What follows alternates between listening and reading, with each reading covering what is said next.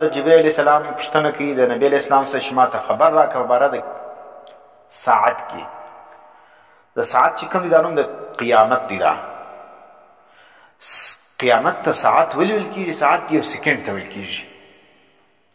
د وخت هغه کم از کم شی چې دي ساعت. دغې خو په عربي کې ساعت ګنټې ته ویل کېږي. نو ګنټه چې بیا دا بیا ګوره چې کومې وخت دی د هغې کمترین شی دی. د ګنټو څه چې جوړېږي؟ ورځې جوړېږي، او د ورځو څه بیا هفته جوړېږي، د هفتو څه بیا چې جوړېږي میاشت جوړېږي، د میاشتو بیا کلونه جوړېږي. نو بنیاد د کال او د میاشتو او د هفتو او د ورځو هغه ګنټه ده. نو قیامت ته ساعت په دې وجه ویل کېږي چې دا قیامت چې کوم دی الله پاک په یو ساعت کې په یو منټ کې هم قایمولی سي. دا دومره ژر دی. نو څوک دا نه وایي چې دا دومره اسمانونه، دا دومره مځکې، دا دومره مخلوقات دا به څنګه ختمیږي؟ دا خو ډېر ټیم غواړي. موږ چې یو دیوال نړوو دی ګنټه دوې غواړي، وینې یو کور نړوو 2-3 ورځې غواړي. نو دا دومره کائنات به څنګه الله؟ نو ځکه الله نوم یې ښه دی د دې ساعت. په دې کې دې ته خبرتیا ده، دې ته اشاره ده چې دا قیامت چې کوم دی دا الله قادر دی په دې خبره باندې چې دا ټول کائنات سره را رپیټ کړي. وینې دا ټول کائنات سره راټول کړي په یو ساعت کې. دا خو د ساعت د قیامت ته د ساعت وجه سوله چې قیامت ته ساعت په څه ویل کېږي؟ چې قیامت په یو سکند کې الله کامیابوي سي. دویم د دې ربط د ماقبل سره چې ګوره مخته چې شولو د شهادت ذکرولو، مثال د ایمان ذکرولو، او بیا د قدر ذکرولو، بیا د احسان ذکرولو. اوس د قیامت ذکر څه معنا لري؟ نو جواب یې دا دی چې دا کائنات چې الله پیدا کړي دي دا خلق عالم چې موږ ورته وایو، دا خلق عالم مقصد چې دی عبادت دی. دا الله چې دا مخلوقات پیدا کړي څه دپاره پیدا کړي دي؟ الله د خپل عبادت دپاره پیدا کړي دي. الله فرمایي وما خلقت الجن والانس الا ليعبدون.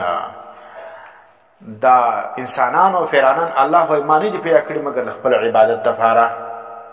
اوس په دې حدیث کې چې کوم ته دې ځای پورې عبادت ذکرولو، ګورې اقامت د صلات ولو یا شهادت کلمه ولا یا زکات ولو یا روزه و یا حج ولو، وینې یا ایمان ولو چې هغه پر فرشتو، پر کتابو، پر رسولانو، او ایمان بالقدر ولو، بیا احسان ولو. احسان چې کوم دی دا په عبادت کې سړی مرتبه د احسان ته ورسیږي. مرتبه د احسان موږ دوې دانې دي. یو دا دی چې سړی دا ووایي ان تعبد الله کانک تراه، ته د الله عبادت وکړې دا رقم لکه ته چې الله وینې. دا کامل ترین مرتبه ده. او فإن لم تكن تراه فإنه يراك، که چیرې دا ځای نه وي دا رقم فإن لم تكن تراه معنی که چیرې ته الله نه وینې فإنه يراك، نو بیا خو الله ته وینې. د دویم مرتبه سو د احسان. نو اوس عبادت په احسان باندې تکمیل ته رسیږي. کائنات الله د عبادت دپاره پیدا کړي دي چې زما عبادت وکړي، او عبادت چې رسیږي کمال لره دا په احسان باندې رسیږي. نو چې څه وخت کائنات و خپل تکمیل ته ورسیږي په عبادت کې، نو بیا څه ضرورت شو؟ کائنات پیدا سوی د الله د عبادت دپاره دی، او دغه عبادت ورسېدی خپل کمال لره، نو د کائنات وجود چې کوم دی هغه بالا پیدا نه لري. نو ځکه الله پاک چې کوم دی هغه چې دغه کائنات خپل حد کمال ته ورسیږي، نو بیا په څه به کېږي؟ هر عروج لره زوال سته، هر عروج لره زوال دی. معنی هر شی چې ګوره چې څومره قدر جګ شی وي چې ته هغه خیږي څه دې سر له رسېږي دغه به کې جګ دی، لیکن دا یو وخت څه به کېږي؟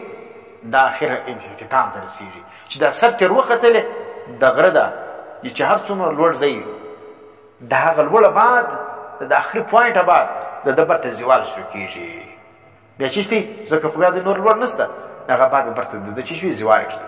نو دا هر دنیا کې الله پاک و انسان ته یو وخت چې کوم دی هغه ډېر لوړ مقام ورکړي. یعنې په کیا کرتا کې د چا خبره ګس اوري نه ډېر لوړ وي. دغه لوړ ځای دی چې دی وغورځېدی ورسېدی، دغه وروسته د ده چې شوي زوال وي. بس بس دغه بعد ګوره بس بیا په ده باندې تکلیفونه راځي، حالات خرابېږي، او برته ولاړ د مځکې سره دغسې ولګېږي. ربط یې چی سلو؟ ربط یې دا سلو چې د قیامت ذکر یې په دې وجه وکړي چې مخته د عباداتو ذکرولو وینې، او عبادت چې کوم دی هغه رسیږي په کمال را په احسان باندې. نو احسان چې کوم دی هغه چې الله ذکر کوي، نو معنا یې دا سوی چې خلق عالم چې کوم دی هغه چې مقصد عبادت لو هغه کمال ته ورسېدي، نو بعد کمال ته چې ورسېدي عروج ته ورسېدي، نو اوس چې کوم د هر عروج بعد زوال سته، نو کائنات چې کوم دی هغه به هم څه کېږي؟ ختمیږي به. نو ځکه حضرت جبرئیل علیه السلام پوښتنه کوي فاخبرني عن الساعه، ما ته خبر راک په باره کې د چا د قیامت. اوس نبی علیه السلام څه ورته وفرمایل؟ قال نبی علیه السلام ورته وویل ما المسؤول عنها، نه دی هغه ذات چې د هغه څه سوال کېږي په باره د قیامت کې بې اعلمه ډېر ښه خبر من السائل، د چا څخه؟ د سائل څخه. نبی علیه السلام څه ورته ویلې؟ هغه ذات چې د هغه څه سوال کېږي ځان وښیي.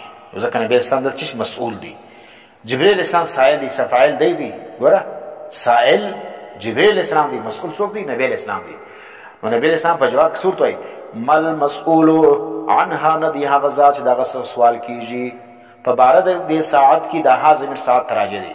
بِعَلَمَ ډېر ښه خبر من السائل تر سائل چې جبرئیل علیه السلام دی.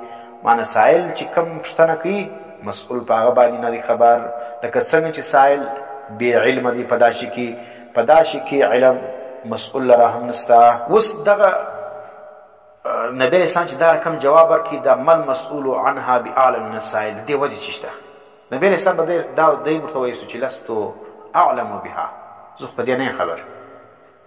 نبی اسلام دا رقم جواب ولي ورکوي چې مل مسؤول عنها بأعلم من السائل، دا مسؤول سائل ولې پکې راوي؟ خدای ورته ویلي ساده طور چې لستو اعلم یا لا اعلم، زه نه خبر. جواب په دې کې علما دا ورکوي چې دلته نبی اسلام مسؤول او سائل ذکر کړی دي چې د قیامت په باره کې هر سائل او هر مسؤول لره به علم نه وي. د قیامت په باره کې څوک سوال کوي، هغه سائل او هغه څوک چې د هغه څه پوښتنه کېږي، دا چې تر قیامت ته پورې را روان دي، هغو ته به د دې قیامت په باره کې علم نه وي. نو څه ولو؟ نو په دې کې دې ته اشاره وکړه مل مسؤول بأعلم من السائل، معنا دا سوله چې هر مسؤول چې د قیامت په باره کې پوښتنه کوي دا به خبر نه وي تر چا؟ تر سائل. معنا لکه څنګه چې سائل بې علمه وي، دا رقم مسؤول به هم تر قیامت ته پورې بچی شي دغه رقم. نو لکه څنګه چې نبي ته علم نسته او سائل د جبرئیل علیه السلام نه کوم عالم دی او مسؤول د نبی علیه السلام نه کوم عالم دی، هغه هم د خپل عجز اظهار کوي.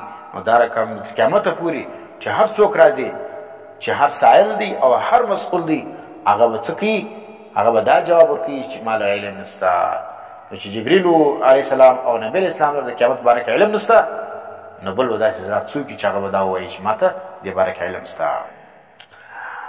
ښه، اوس چې کوم سیاستدانان دا وایي چې داسې سیاره را روانه ده او داسې به ټکراو سي او دی به نظام سره وجنګېږي او دی به قیامت جوړ سي او دونه عمر بعد چې کوم دی هغه قیامت راځي، که چا دا ویلې نو دا دروغ وایي. دا یو جواب سلو چې نبی اسلام من مسؤول عنها بأعلم من السائل ولي ووایي؟ په دې وجه باندې چې په دې کې اشاره سوله چې تر قیامت ته پورې هر سائل مسؤول لره په باره د قیامت کې علم نسته. دویم چې الکنایة ابلغ من التصریح، موږ په عربي کې ویلو په نورو کتابو کې معانی و په دا کې چې کنایه چې کوم ده دا بلیغ وي تر چا ته صراحت. زه وایم تا دا کار کړی دی، دا صراحت دی دا، او زه دا وایم دلته څه کسان دي هغو دا کار کړی دی، دا ډېر خوند کوي تر دې چې زه مخامخ د چا نوم واخلم. نو دا چې سلو نو کنایه چې کوم ده دلته نبی اسلام کنایه ذکر کړی ده او کنایه چې شوي دا بلیغ وي تر تصریح. نو دلته مل مسؤول عنها بأعلم